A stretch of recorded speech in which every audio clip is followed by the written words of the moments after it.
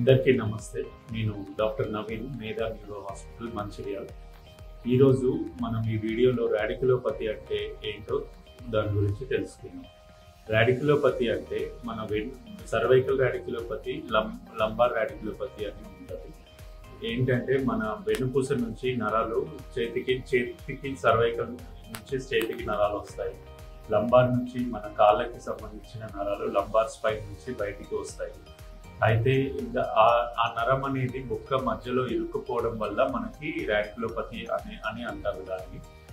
అట్లా ఒకవేళ అయినట్టు అయితే ఆ నరం మనకి తిమ్మిర్లో కానీ, కాళ్ళకి తిమ్మిర్లు కానీ, చేతులకు తిమ్మిర్లు, స్పర్శ తగ్గిపోవడం, చేతులు మొద్దుబారిపోవడము, ఇలాంటి లక్షణాలు ఉంటాయి. ఇలాంటి లక్షణాలు కన్నా ఉన్నప్పుడు మీరు సొంతగా వైద్యం తీసుకోకుండా దగ్గరలో ఉన్న న్యూరాలజిస్ట్ని కన్సల్ట్ అయితే చాలా దానికి సంబంధించిన, అలాగే వదిలేసినట్టయితే దానికి ఆ నరం పూర్తిగా పాడయ్యే అవకాశాలు ఉంటాయి. సో మీకు ఇలాంటివి ఏమైనా లక్షణాలు ఉన్నట్టయితే వెంటనే దగ్గరలో ఉన్న న్యూరాలజిస్ట్ని సంప్రదించాలి. Thank you.